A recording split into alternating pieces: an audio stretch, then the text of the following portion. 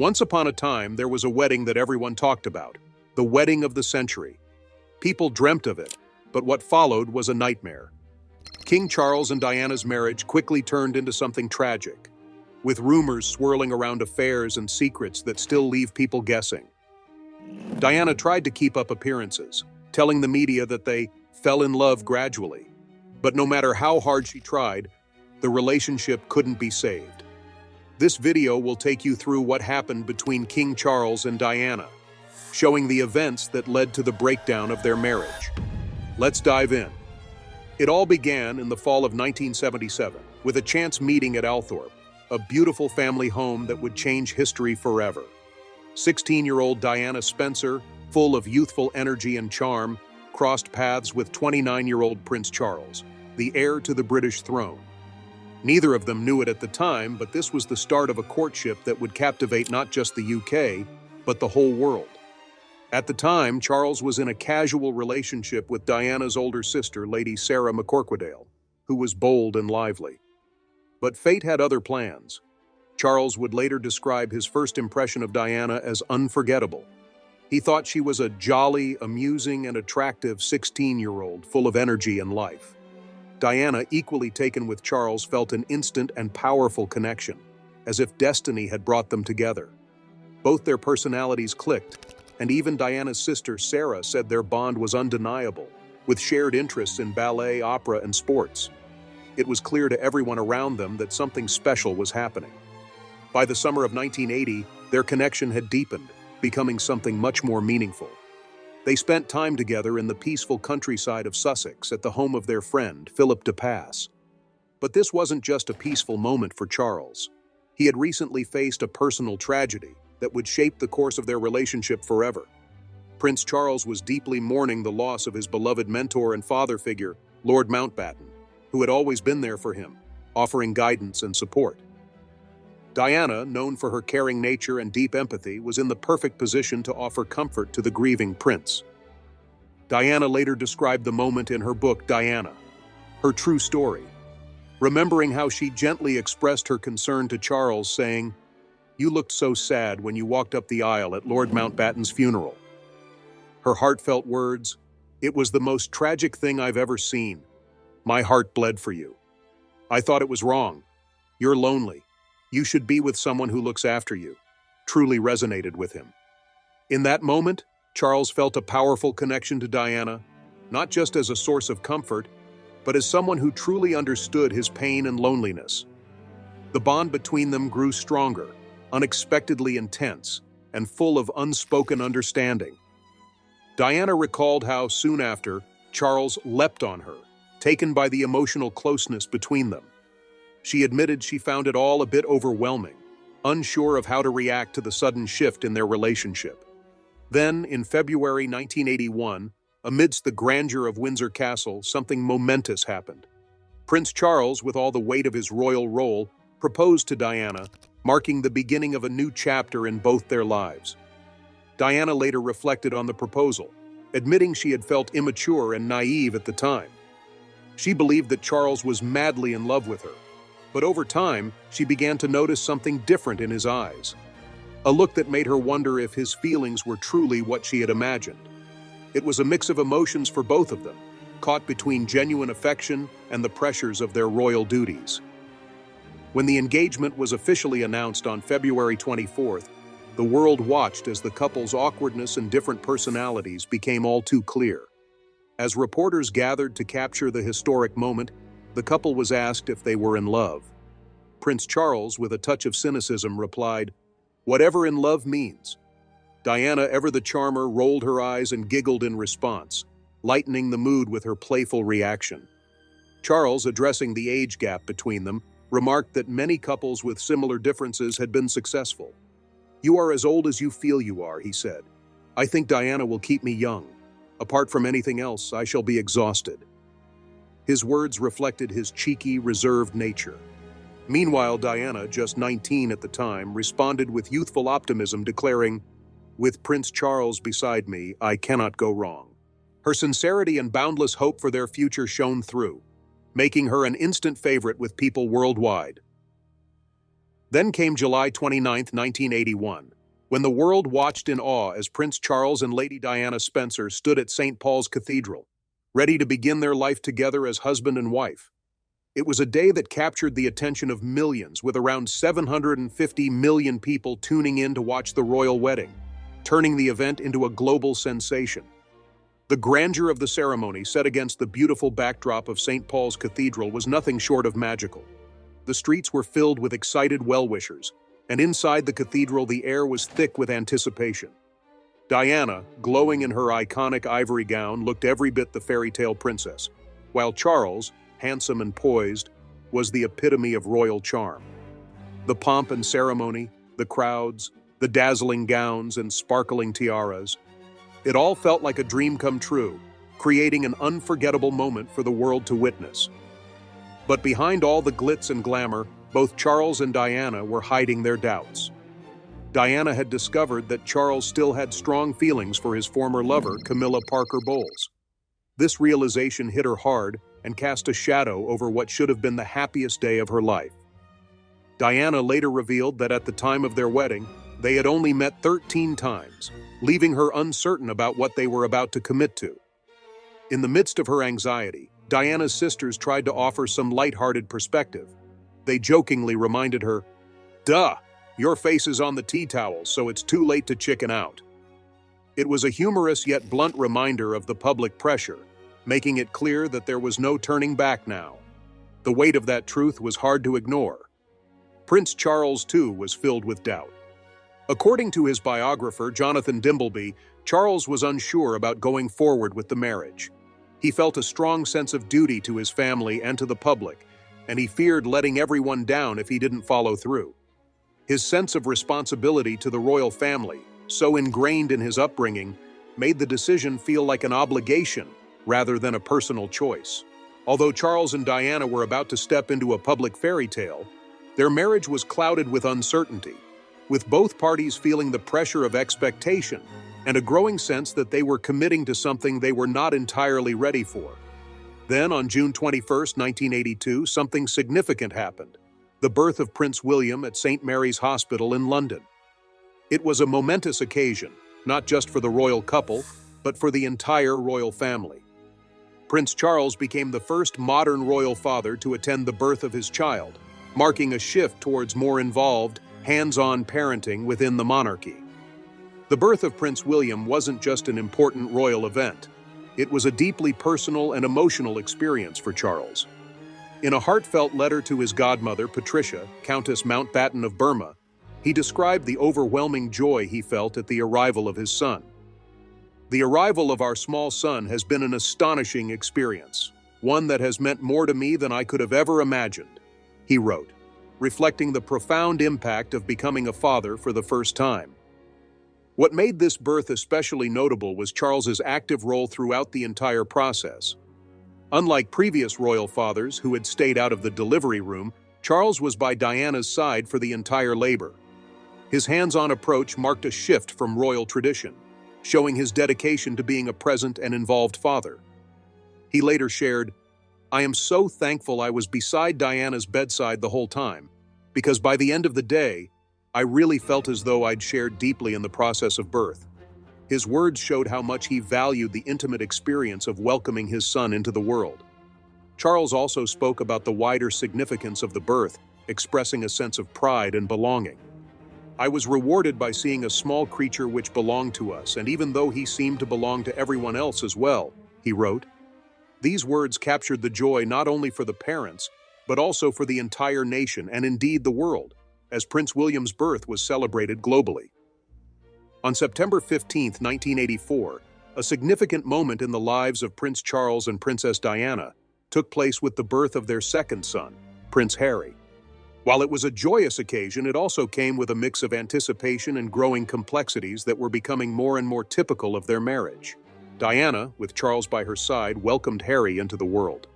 In candid conversations with Andrew Morton, Diana revealed that in the 6 weeks leading up to Harry's birth, they had experienced a deep closeness, describing it as the closest we've ever been and ever will be.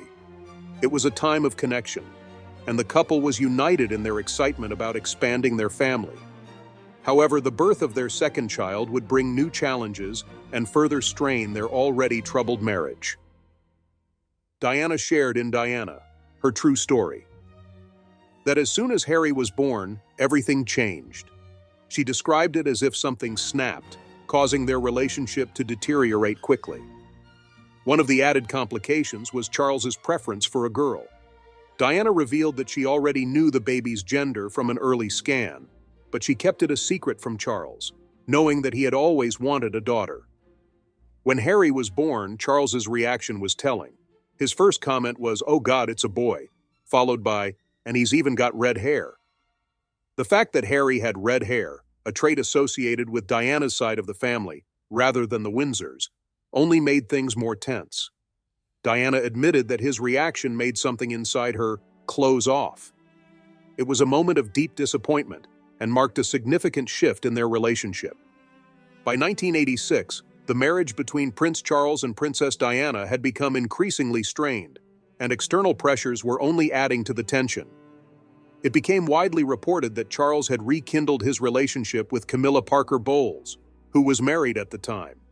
Camilla had been a major presence in Charles's life for many years, and despite the challenges of their respective marriages, their connection remained strong. This affair cast a long shadow over Charles and Diana's marriage, worsening the already fragile situation.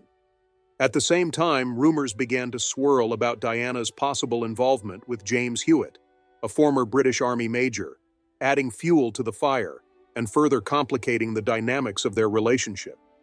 The alleged affair between Diana and James Hewitt was seen as a response to the emotional neglect and distance she felt in her marriage. Diana, often portrayed as the victim of a loveless union, was seeking comfort and connection outside of her troubled relationship. Meanwhile, Prince Charles, overwhelmed by the situation, expressed his feelings of despair and confusion in a letter to a friend. He wrote about how terrible incompatibility was and how destructive it could be for everyone involved, describing it as having all the elements of a Greek tragedy. "I never thought it would end up like this," he admitted, reflecting on the bleak state of his marriage. By 1989, things reached a breaking point. Diana, fed up with the betrayal, decided to confront Camilla Parker Bowles about her ongoing affair with Prince Charles. This dramatic moment took place at a birthday party for Camilla's sister, Annabelle Elliott. It was a pivotal showdown that revealed the intensity of Diana's emotions and her determination to confront the painful reality of her marriage. Diana's decision to face Camilla was a brave and vulnerable moment, as she could no longer ignore the affair. In a candid conversation with Andrew Morton, Diana recounted how she took the opportunity to confront Camilla, expressing her awareness of the affair. "I know what's going on between you and Charles, and I just want you to know that," she told Camilla directly, leaving no room for denial or excuses. Camilla's response was defensive and dismissive. "You've got everything you ever wanted," she retorted. "All the men in the world fall in love with you, and you've got 2 beautiful children. What more do you want?" Camilla's reply suggested that Diana should be satisfied with her seemingly perfect life and marriage. But Diana's reply revealed the depth of her pain and longing for a real connection. With heartbreaking simplicity, she said, "I want my husband." This statement exposed her emotional turmoil, showing her desperate desire for a loving and meaningful relationship with Charles. The publication of Diana, her true story, which was written by biographer Andrew Morton and released in May of 1992, caused a sensation all over the world. A profoundly personal and unfiltered portrayal of Princess Diana's life within the royal family was exposed in the book when it was published. The emotional and psychological toll that it placed on her was brought to light by this, as well as the issues that she had with Charles. The darker side of her life, which had been kept hidden from the public view, was revealed in the book, which chronicled her struggles with self-harm, bulimia, and even thoughts of suicide. A dismal picture of Princess Diana's existence within the royal family was depicted by the disclosures that were revealed in the documentary titled Diana, Her True Story. An emotional distance, infidelity, and a severe lack of support from Prince Charles were all revealed to be problems in the marriage that was uncovered by this. Diana's personal issues, such as self-harm, bulimia nervosa, and profound despair, were explored in depth throughout the book, which presented her suffering in a manner that was both sincere and unfiltered. The most stunning revelation was that Diana herself had been the driving force behind the release of the book, despite the fact that she was known to the public as the Princess of the People. Until the untimely death of Diana in 1997, the name of the book's principal source had been kept a secret for many years. However, after Diana's death, Andrew Morton acknowledged that she had actively worked with him, sharing her personal experience in a series of taped interviews. In a move that was both courageous and uncommon, Diana made the decision to speak up. This gave her the opportunity to finally tell her side of the story, so providing the general public with a view into the dissolution of her marriage, as well as her current struggles with mental health illness. Diana thought that by exposing her suffering, she would be heard, and that she would shed light on the problems that had been tormenting her for such a long time. In November 1992, just a few short months after the publication of the book, the Prince and Princess of Wales proceeded on an official journey to South Korea. This trip would go down in history as one of the most disastrous royal tours that has ever taken place. Because of the trip, the deep breach that existed in their marriage was brought to light, and the media all around the world was able to see their anguish. At the time of their arrival in Seoul, it was abundantly evident that their relationship had reached an all-time low. The author Tina Brown, in her book The Diana Chronicles, offers a vivid image of the mood that was present during the tour. One of the press spokesmen for the royal family, Dickie Arbiter, provided a description of the moment when they disembarked from the jet, mentioning the icy distance that existed between them. The Prince and Princess of Wales stood there when the door of the plane opened, he recalled.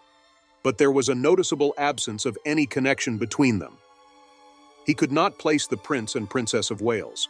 It appeared as though a curtain had been drawn down from the aisle between them. Charles and Diana did not appear to be showing any signs of affection or interaction with one another, which was a striking contrast to the united face that was anticipated to be presented by them. The fact that they were unable to deny the fissures in their marriage was made abundantly evident by this particular occasion. The image of a happy, royal couple that had been so carefully constructed in the past was in stark contrast to their strained and aloof demeanor during the trip, and it made an imprint that will last a lifetime on those who were present to witness it. The tension was apparent, and it became clear that their relationship was falling apart in front of the eyes of the entire world. Throughout the entirety of the trip, Charles and Diana gave off the impression that they were uncomfortable being in one another's company. Words and glances were rarely exchanged between them, and they frequently kept a physical distance from one another. An unspoken sense of estrangement and dissatisfaction was conveyed through their body language, which was a clear indication of the emotional distance that existed between them.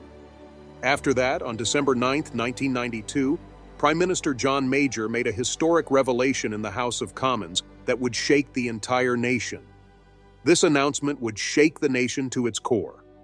He divulged the information that Prince Charles and Princess Diana had made the decision to part ways. This event denoted the official admittance of the deeply underlying problems that existed within their marriage, and it caused shockwaves to be transmitted throughout the public as well as the media. Major read out the statement, which carefully stressed that the separation had been agreed upon amicably.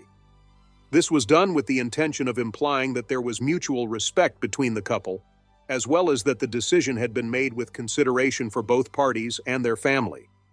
Nevertheless, it was also made clear that there were no urgent plans to divorce, which left the door open for the prospect of reconciliation at any time. The statement underscored their determination to continue to be involved in the management of their two kids, Prince William and Prince Harry, throughout their childhood. The time when the separation was announced was a defining moment that had an effect not just on the people of the United Kingdom but also on people all around the world. Once upon a time, Charles and Diana had been the pinnacle of a fairy tale romance. Their wedding in 1981 had won the hearts of millions of people and represented optimism for the future of the monarchy. On the other hand, the reality that had been unfolding behind the scenes had been significantly less ideal, and it was fraught with growing tensions, adultery, and emotional estrangement. These difficulties were brought to the attention of the public for the first time as a result of this separation, which also served to set the stage for the intensive media scrutiny that soon followed. After that, on June 29, 1994, Prince Charles sat down for an interview with Jonathan Dimbleby, during which he made the disastrous choice to reveal that he had cheated on Princess Diana. This was a move that has become infamous. It was a pivotal moment in the continuous drama that was their unhappy marriage when he admitted his guilt. In his explanation, Charles stated that the marriage had irretrievably broken down, saying that he and Diana had both attempted to make the marriage work, but they had been unable. The royal family and the general public were taken aback when Prince Charles went public with his admission of cheating on his wife during an interview with Jonathan Dimbleby in the year 1994. The royal family's reaction was one of dismay because it was an unprecedented amount of transparency over an issue that was highly personal to them. Kitty Kelly, a biographer, claims that Prince Philip, Charles's father, was particularly enraged by the situation. It was said that he yelled, "Maybe he's the missing link," which was a reflection of his irritation with his son's decision to reveal such private information. A further strain was placed on the relationship between Charles and Diana as a result of the interview, which further increased the media's attention on the couple's difficult marriage. On November 20, 1995, Princess Diana once again made news with an explosive interview of her own. This time, it was less than a year after the previous controversy. Diana opened out about her struggles with bulimia, her infidelity, and her dissatisfaction with the structure of the royal family in an interview that was conducted exclusively for the BBC's Panorama program. Many people interpreted Diana's confession that she had been unfaithful as her answer to Charles's earlier interview, which provided a more balanced perspective on the dissolution of their marriage. She made a reference to the ongoing relationship between Charles and Camilla Parker Bowles in one of the most famous lines she ever said during the interview. She said, "Well, there were 3 of us in this marriage, so it was a bit crowded." She made statements that struck a chord with the general public and added gasoline to the fire of the controversy that surrounded their dual marriage. The aftermath of these public revelations resulted in judicial proceedings between Charles and Diana, during which both parties attempted to negotiate their separation from one another. On the other hand, Queen Elizabeth II was the one who ultimately did anything about it. The Queen addressed an emotional letter to Diana, beginning with the phrase, "Dearest Diana," in which she gently urged that Diana agree to a swift divorce from Charles for the sake of the country. Tina Brown relates this story in her book, The Diana Chronicles.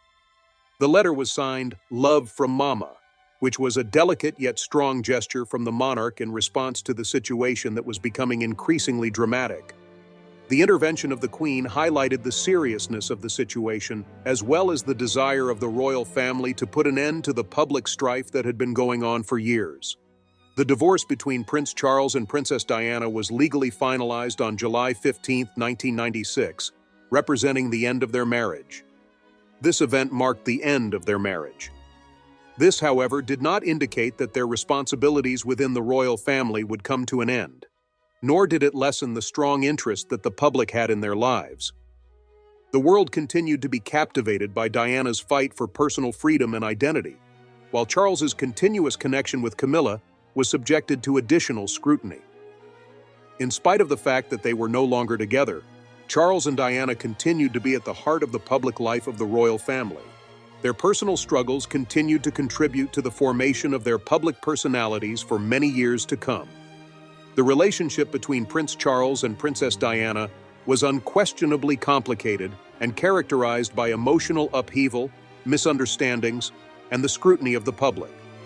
Infidelity, emotional neglect, and the responsibilities of royal life all contributed to the rapid deterioration of their marriage, despite the fact that there were instances of true devotion, notably at the beginning of their relationship.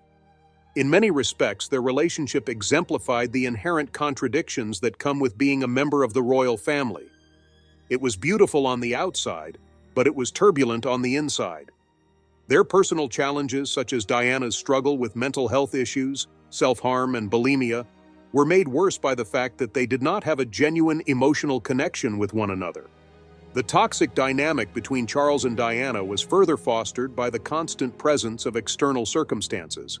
such as the persistent rumors about Charles's ongoing affair with Camilla Parker Bowles, Diana's own infidelity, and the intense media attention that constantly scrutinized their every move. These reasons all contributed to the toxic dynamic that existed between Charles and Diana. In many instances, their interactions mirrored the lack of trust and intimacy that was characteristic of their marriage. Furthermore, even after they divorced, the emotional weight of their history continued to have an effect on their relationship. However, the moments of connection and attempts to reconcile that occurred after their divorce demonstrated that there was still a profound emotional relationship between them, despite the fact that it was compounded by years of pain. One example of this is the visit that Charles paid to Diana just a few weeks before her terrible death.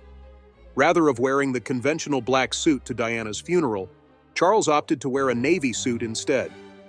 This was interpreted as a modest and heartfelt tribute, implying that despite everything, he still had a place in his heart for Diana. The toxic nature of their relationship was not merely the product of their personalities, but was also greatly impacted by the pressures of their royal responsibilities, the public's expectations, and their particular emotional needs that remained unmet. The scenario that Diana and Charles were in was one that neither of them had the resources nor the assistance to navigate in a healthy manner. In many respects, they were both stuck. In the end, their relationship was one of unfulfilled potential and terrible sadness, despite the fact that it was occasionally characterized by affection and a common history among them.